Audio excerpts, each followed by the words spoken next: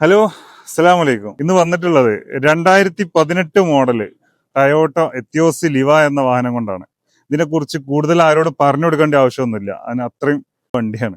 പൊതുവെ എല്ലാ ലിവ കേട്ടോ, ഈ വണ്ടി മാത്രമല്ല, ലിവയിൽ വരുന്ന ഡീസലിൽ വരുന്ന എല്ലാ വാഹനങ്ങളും, ഡീസലാണെങ്കിലും പെട്രോൾ ആണെങ്കിലും വളരെ അധികം മെയിൻ്റനൻസ് കുറവുള്ള ഒരു വാഹനമാണ്. ഡീസലിലായതുകൊണ്ട് നല്ല മൈലേജും ലഭിക്കുന്ന ഒരു വാഹനമാണ്.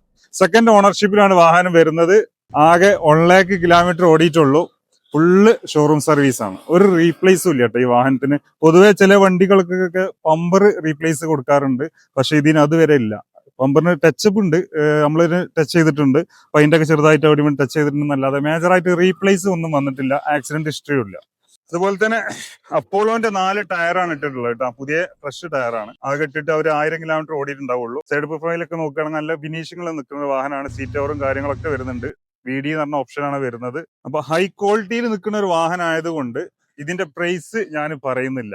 ലിവ നോക്കുന്നവരാണെങ്കിൽ, ഡീസലില് 2018 അല്ലെങ്കിൽ ആ മോഡൽ നോക്കുന്ന ലിവ നോക്കുന്നവരാണെങ്കിൽ ധൈര്യമായിട്ട് വിളിച്ചോളി. എന്റെ നമ്പറുമായിട്ട് കോൺടാക്ട് ചെയ്യുക. എന്റെ പേജ് ആദ്യമായിട്ട് കാണുന്നവരാണെങ്കിൽ ഫോളോ ചെയ്യുക. അതുപോലെ തന്നെ ഇതിന്റെ പ്രൈസ് പറയാത്ത കാരണം, ഈ വാഹനത്തിന് ഇനിയിപ്പോ 18 ആണെങ്കിലും 17 ആണെങ്കിലും 16, 15 ആണെങ്കിലും അത്യാവശ്യം നല്ല വിലയുള്ള ഒരു വാഹനമാണ്.